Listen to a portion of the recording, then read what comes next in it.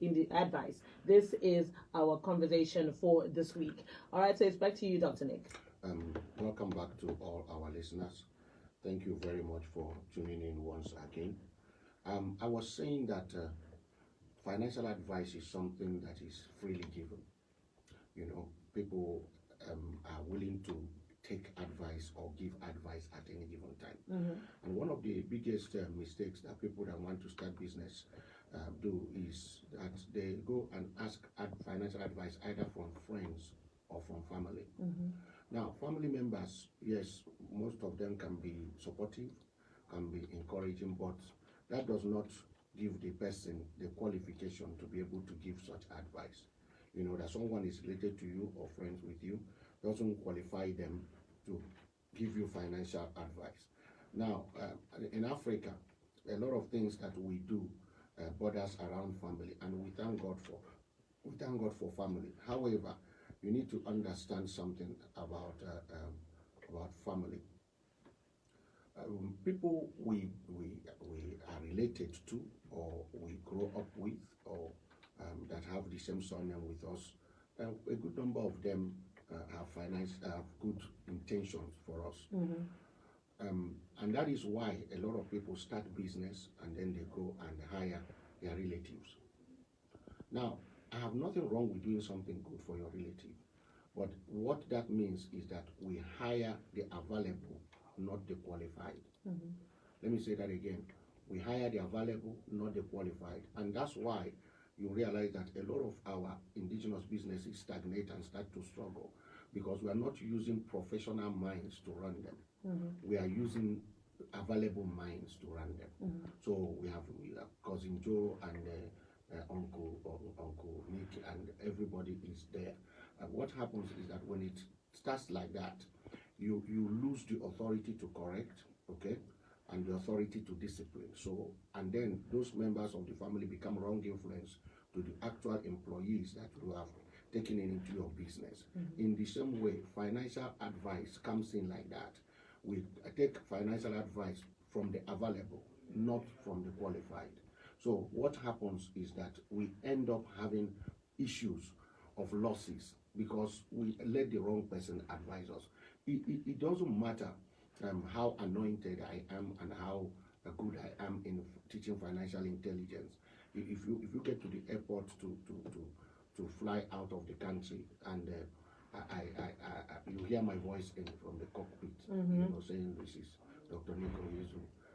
I've been anointed by God to fly this aircraft to Yes. I'm going to be honest. Yes. Will you sit in that? No, I won't.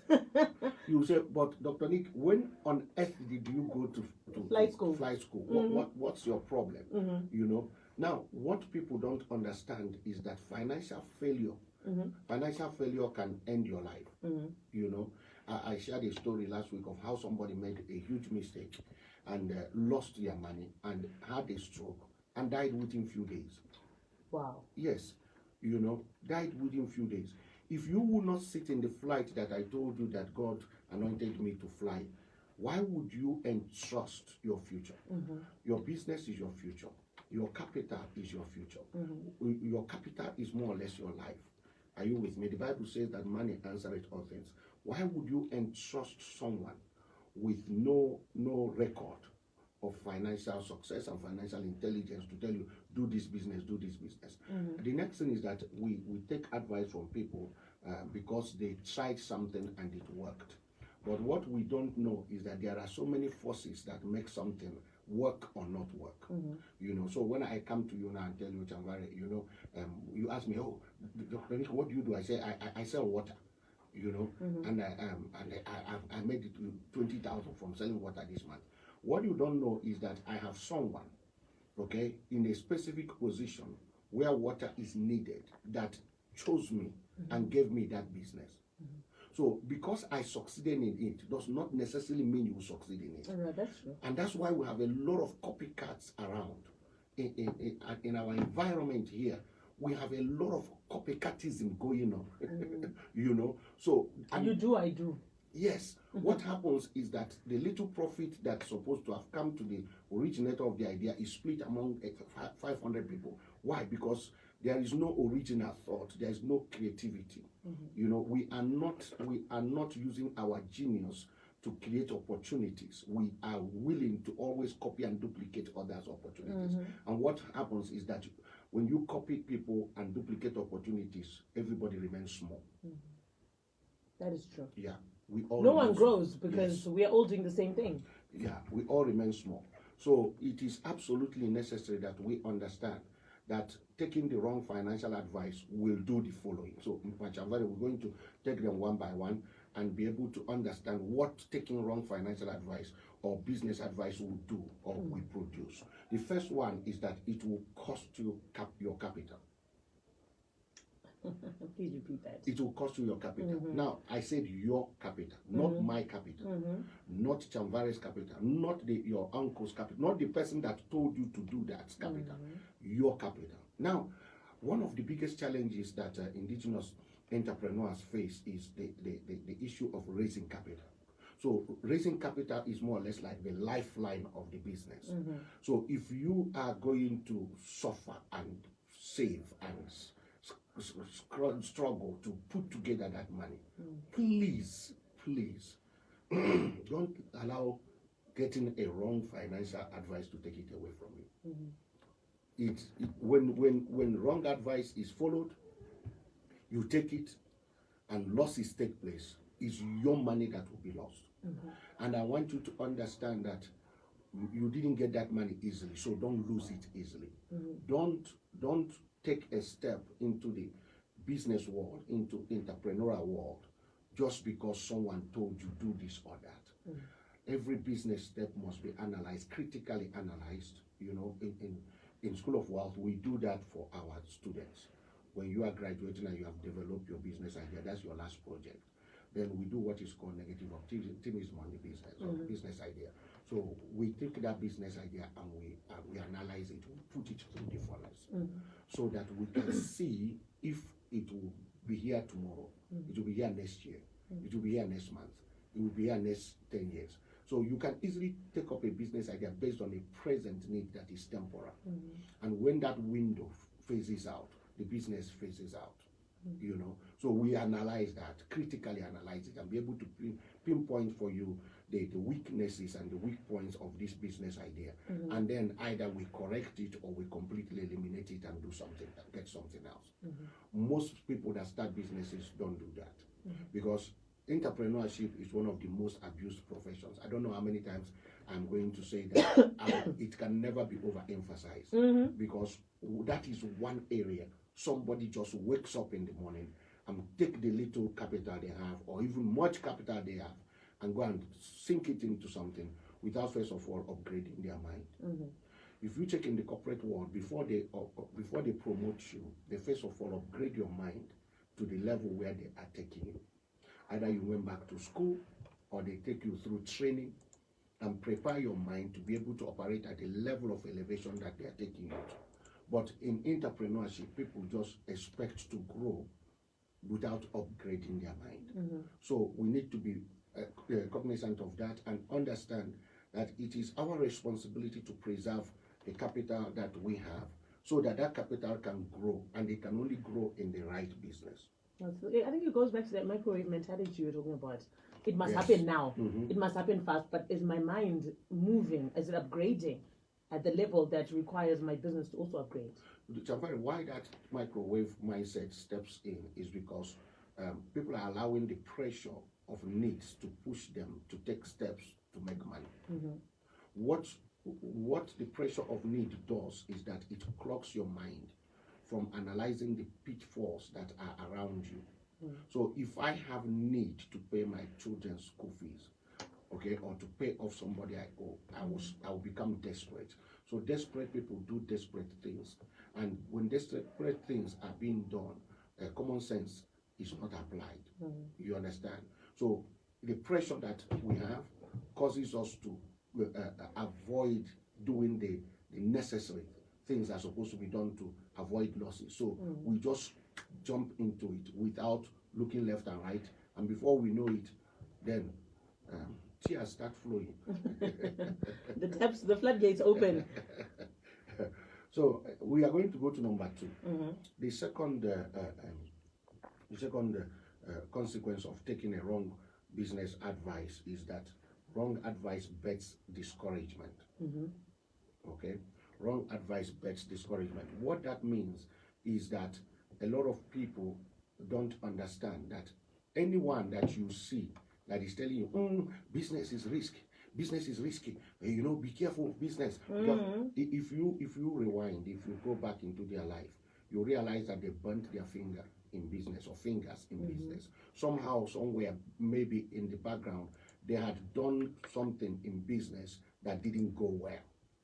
But if you still go back, you realize that the reason why it didn't go well is that they didn't equip themselves to get the correct advice, get correct mentorship, get correct training before they launched out. So I put it like this in the spiritual world. The prophets of the old revival become the Pharisees of the new revival.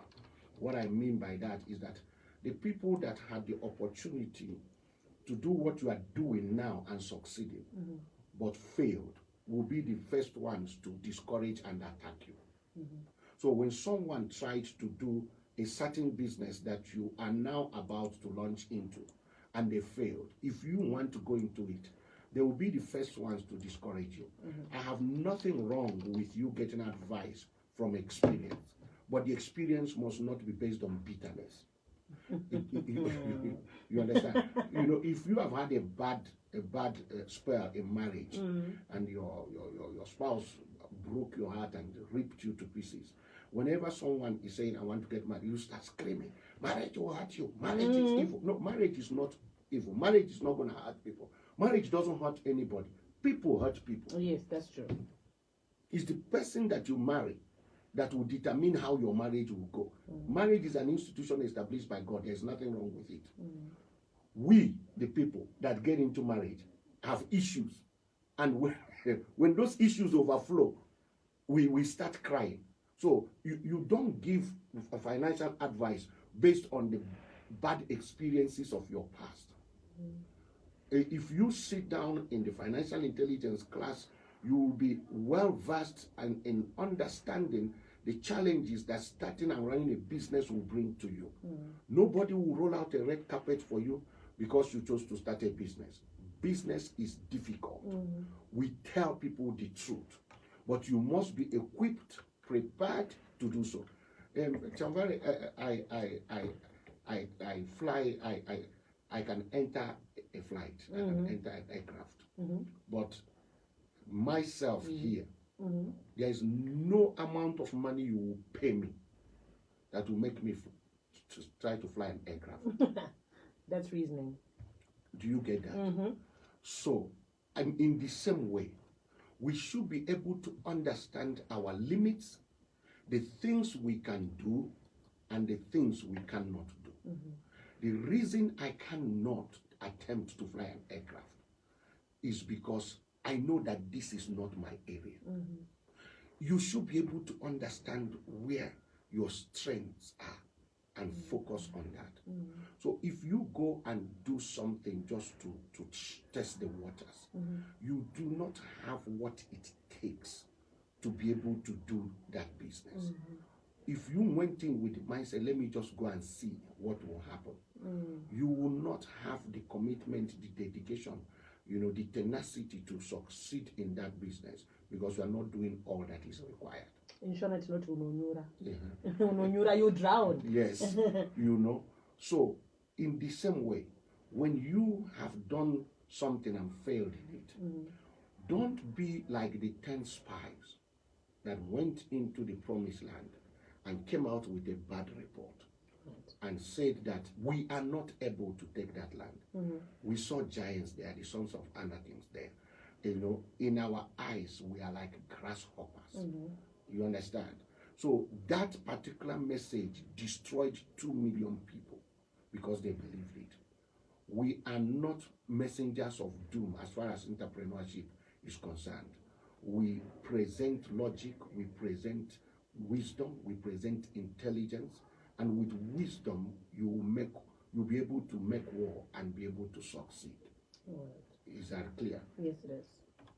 Thank you so much, Dr. Nick. Unfortunately, we've run out of time for this week. Our conversation was the importance of financial advice. And like we said earlier on, you can go onto the School of Wealth Facebook page, and then you will get a recap of everything that we spoke about on the show today. Remember, the phone number for the School of Wealth is 0772 304 917. 0772 304-917. Thank you so much, Dr. Nick. I look forward to the continuation of this conversation next week. Thank you very much to all our listeners. May God richly bless you. Until next week. Bye-bye.